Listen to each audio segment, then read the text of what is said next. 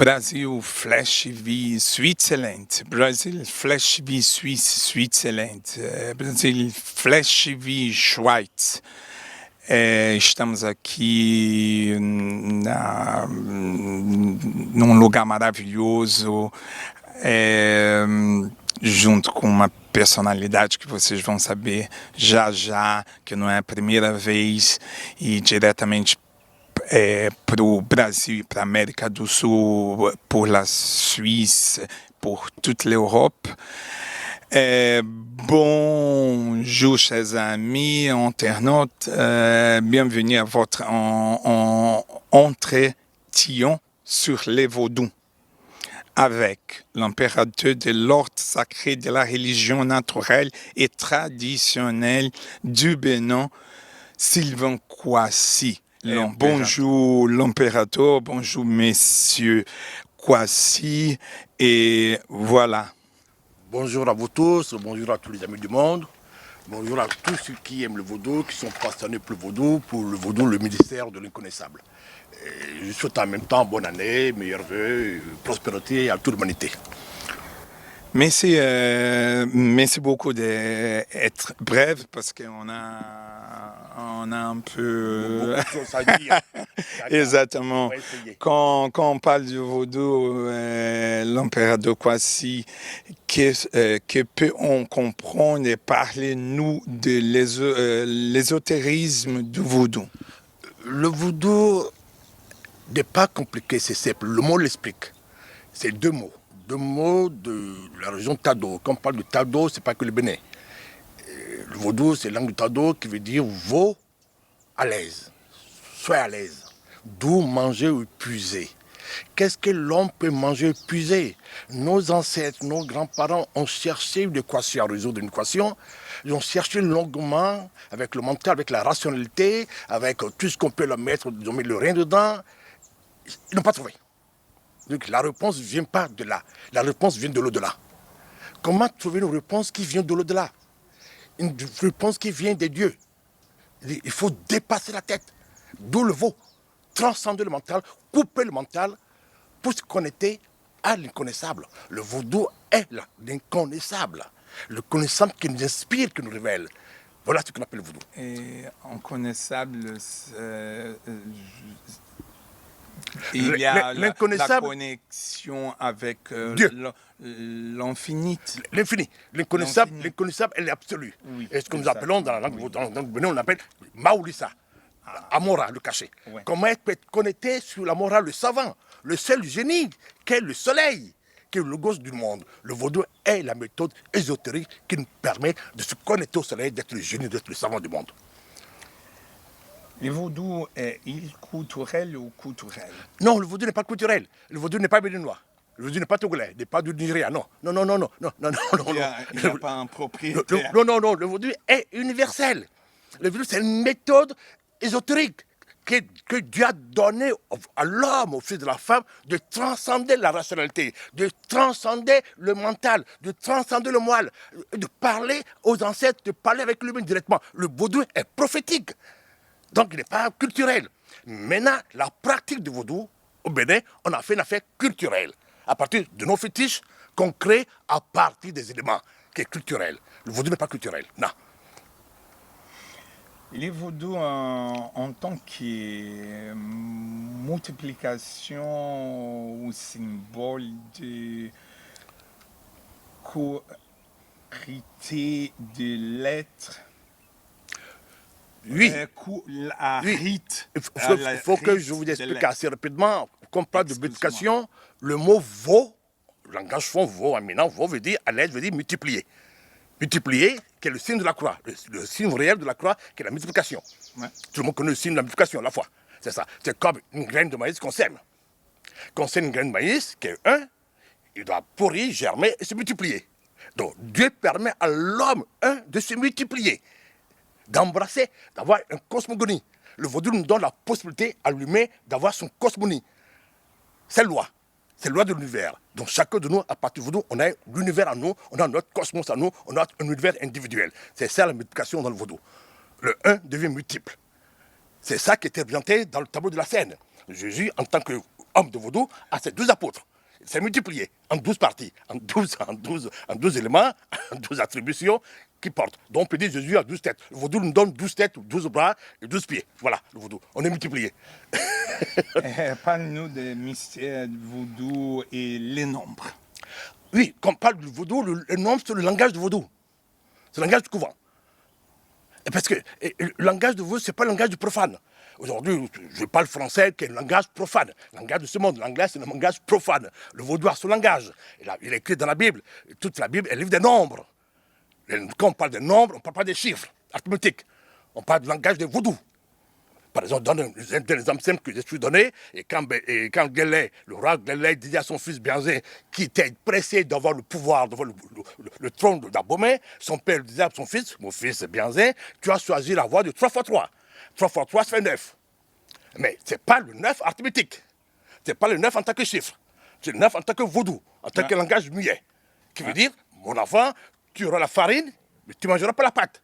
Tes yeux vont rougir. C'est l'ostémégie. L'ostémégie, qui est le 9e carme du tarot. Tes yeux vont rougir. Tu es pressé, tu ne mangeras pas la chose. C'est la petite fortune. Et elle peut Bianzé, le pouvoir, il n'a pas mangé. Il n'a pas bénéficié du pouvoir d'Abomey. L'Abomey était brûlé, on l'a attrapé, on l'a mis en prison. Voilà, c'est ça le langage du vaudou. Mais le fils, Bianzé, à l'époque, disait à son père, parce qu'il maîtrisait le langage vaudou. Il a dit, papa, préfère 5 plus 5 plus 5 fait 15. Il s'appelait ça le Roboros. Je suis le Roboros. Je suis le cul. Ouais. Mais le père était fier de son fils. Une très bonne réponse. Le monde appartient au Roboros, qui est un peu le diable de ce monde. Mais il a dit à son fils, c'est vrai, tu as raison. Mais le bureau sont problème sur le langage. Ta bouche sera ta perte. La bouche de Bianzé, c'est ta perte. Ouais. Ouais. Quand tu portes le signe de l'Oboros, de 15, qui est le Samet chez les Égyptiens, il faut contrôler ton langage. Bien sûr. Voilà. Ça a commencé là. Dieu ne fera rien contre toi, tu gagneras sur l'ennemi. Ta parole se retournera contre lui. La parole de Bianzé se retourne contre lui-même. Voilà la réponse de Bianzé, c'est le langage du vaudou. Il y a aussi des conceptions qui se divergent avec le temps. À partir du début de l'histoire, c'était des chamans qui diversaient ou continuaient seulement la tradition et la continuer. Et jusqu'à maintenant, il y a seulement une tradition ou plusieurs. Non, il y a une tradition. Le soleil est unique. Le soleil que le Père de l'univers est unique. Il n'a pas deux soleils. Maintenant, dans la conception de l'Égypte, qui est la conception du vaudou, il a plusieurs soleils. D'abord, j'ai écrit un bouquin sur ça, qu'il appelle Le secret des soleils. Il a plusieurs soleils. Mais tous les soleils reviennent à un seul soleil. C'est comme dit, Dieu le Père a créé plusieurs fils. Et dans le Fa, on dit Dieu a 16 fils. Les 16 fils ont engendré 16 fils. Mais chaque fils est égal du Père. Donc chaque soleil est égal du Père. Donc chaque soleil a sa démarche ésotérique. Chaque soleil a son cosmos. Chaque soleil a son univers, a son programme de vie, a sa légende personnelle. Mais chaque soleil revient égal à du Père, la légalité du Père. Donc le Père n'est pas supérieur à chaque fils, non, la légalité. Donc c'est pour ça que le Père, on ne le voit jamais, il est caché. Il est caché. Il est caché. On va rentrer. Les vaudous, les Fa et les Bokono. On ne peut pas parler du vaudou et le Fa. Non, le Fa est la sagesse divine. Le Fa qui nous permet de comprendre le vaudou. Si on a posé une équation que Google ne peut pas répondre, les immortels ne peuvent pas répondre, les académiciens ne peuvent pas répondre, ça ne dépasse pas notre entendement, ça dépasse le mortel, la conscience mortelle. Et si on doit se référer au Dieu, il faut passer par quel est le moyen qu'on passe pour parler au Dieu. L'unique moyen pour converser avec le Dieu est le Fa. De le faire le messager des dieux. Ça permet à l'homme profane de communiquer avec la divinité. Parce que le Fa est en même temps la divinité lui-même. Donc Dieu nous donne la possibilité de converser avec lui par le Fa. Donc ça, signe de Fa devient l'interlocuteur directement avec Dieu. Ouais. Conversation directe avec Dieu. C'est pour ça que je dis que les signes de Fa sont prophétiques. Donc tous les prophètes sont des signes de Fa. Qu'on appelle Anabi Issa, qui est Jésus, c'est un prophète signe de Fa. Tu me dis, Anabi Issa, c'est un prophète, c'est l'absolu. Donc le Fa ne révèle pas l'avenir, non. Le Fa n'est pas une affaire de constatation événementielle d'avenir.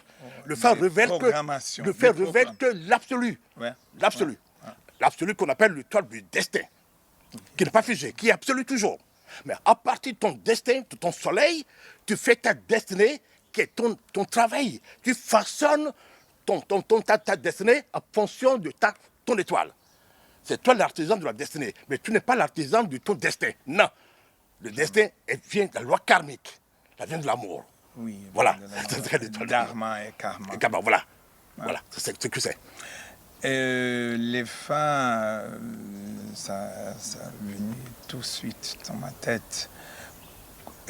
Chacun, il a son imagination des femmes, la forme des femmes. Comment qu'on peut, dans votre conception, on peut imaginer les femmes matérielles ou bien physiques, soleil ou bien plage, l'eau ou bien rien. Comment on peut imaginer? Le phare, si on peut. On ne va pas l'imaginer. Le phare dépasse l'entendement de l'homme mortel. Ouais. Donc on ne peut pas l'imaginer. Ça dépasse notre entendement. Ouais. Ça dépasse notre raisonnement. Maintenant, on peut parler des éléments. Les 4 éléments. L'homme est composé des 4 éléments, le feu, l'eau, la terre, tout ça. Le feu n'est pas dedans. Le feu au-dessus des éléments. Les 4 éléments sont mortels.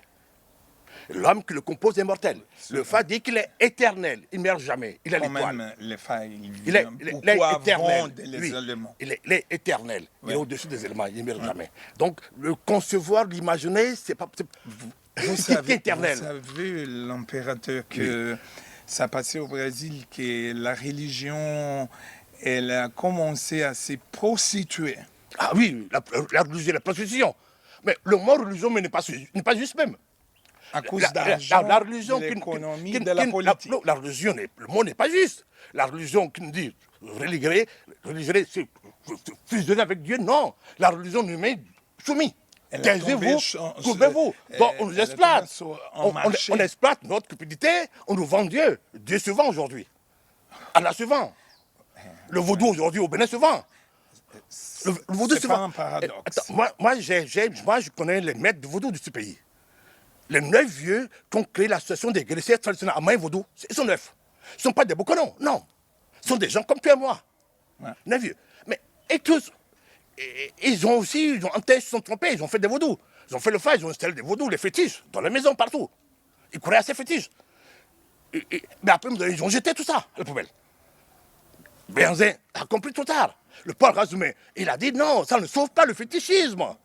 Allons vers l'essentiel. Pourquoi on ne veut pas aujourd'hui aller à l'essentiel? Pourquoi on a peur de la religion? Pourquoi on a peur de l'Occident? Pourquoi on pense que le vaudou de tête culturelle, c'est ce que l'Occident veut? Moi, je dis non. Non. Même l'Occident ne veut pas ça aujourd'hui. Moi, j'ai vu Raymond Bénin en 87, le grand maître de la Rose-Croix. Il m'a dit, monsieur Kouassi, le phare est Dieu. On a trompé les Africains. Moi, mes pères, mes amis du Bénin m'ont dit, c'est vous le phare. D'abord, on me dit, je vous prie dans toutes les conférences mondiales dans le cadre de la Rose-Croix du CIRCES. Mais j'ai refusé. J'ai dit, non. Il me dit, tu serais immensément riche, plus que le football africain. J'ai dit, non, je ne veux pas. J'ai dit, pourquoi? J'ai préféré la tortue. Ça m'a dit, moi, je la tortue. Seul, un pas, toujours un pas, et joyeux. Ça me suffit. On n'achète pas le vaudou. Et le vaudou, c'est notre ADN, c'est notre sang. Un mot de fond qui le dit, c'est roux. Le vaudou, c'est l'âme. On ne peut pas l'acheter. On ne peut pas le vendre. Ce n'est pas des bricoles. C'est pas le théâtre qu'on vend. Mais c'est ça que beaucoup de gens ont peur. Oui. Et les risques, l'économie politique, l'argent, corruption. Mais ça ne dure pas. Les marchés de vaudou. Ça ne dure pas. Moi, j'étais en Turquie, à Gerba, avec le Club Med. C'est une faillite. Ils ont mis le local dedans. Le savoir de gens dedans, ils croient qu'ils vont le soutenir avec le local, avec la tradition, tout ça. Mais ils ont échoué. Il n'a pas l'essentiel. Le peuple du monde se déplace pour qu'il y ait une enquête, une ascension. Toi, la Mecque, moi, tous les jours. Chacun on va à la Mecque. L'autre, on va tous les jours à la Moude. Tous les Asiatiques vont tout le temps au Fiji. C'est l'élévation spirituelle. Ouais. C'est ça qu'on veut. C'est ça l'âme du vaudou. C'est ça qu'on doit vendre. On doit développer, pas le folklore. Le folklore, c'est l'accompagnement. Je suis d'accord, l'accompagnement. L'Assomption, l'accompagnement, c'est important. On fait un cadre pour l'accompagnement, c'est bon. Mais ce n'est pas l'essentiel. Voilà. L'impérateur de l'ordre sacré de la religion naturelle traditionnelle du Bénin, Sylvain Kouassi, ça a commencé à chauffer maintenant. Oui, ça chauffe on va un peu. faire une pause et on va continuer parce qu'après, on va revenir avec des choses encore plus chaudes.